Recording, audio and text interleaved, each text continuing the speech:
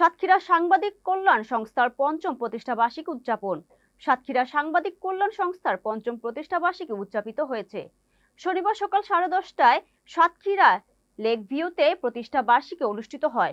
সাতক্ষীরা প্রতিনিধি মোকাররম বিল্লাহ আইটিভি বাংলাকে জানিয়েছেন, প্রধান অতিথি ছিলেন বাংলাদেশ জাতীয়তাবাদী দল বিএনপি সাতক্ষীরা জেলা সদস্য সচিব আবু জাহিদ ডাবলু, বিশিষ্ট সমাজসেবক সাতক্ষীরা সাংবাদিক কল্যাণ সংস্থার উপদেষ্টা ডাক্তার আবুল কালাম বাবলার সভাপতিত্বে এবং সাতক্ষীরা সাংবাদিক কল্যাণ সংস্থার সভাপতি মোহাম্মদ আবু সাইদ ও সাধারণ সম্পাদক মোহাম্মদ নাজমুল আলম মুন্নার পরিচালনায় অনুষ্ঠানে বিশেষ অতিথি ছিলেন সাতক্ষীরা পৌরসভার মেয়র, সাতক্ষীরা জেলার বিএনপি যুগ্ম আহ্বায়ক তাজকিন আহমেদ চিশতি।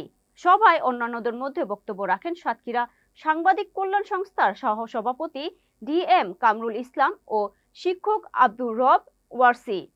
বক্তব্যে অতিথিগণ বলেন, দেশ ও জাতির জন্য গণমাধ্যম এর বিকল্প নেই। সভায় সংস্থার সকল সদস্যবৃন্দ ও জেলার বিভিন্ন স্তরের ব্যক্তিবর্গ, বিভিন্ন পেশার মানুষ উপস্থিত ছিলেন। অনুষ্ঠানের শুরুতে কোরআন তেলাওয়াত করেন শাহজাহান আলী মিঠু এবং সাংবাদিক কল্যাণ সংস্থার স্মরণিকা বই প্রকাশ করা হয়।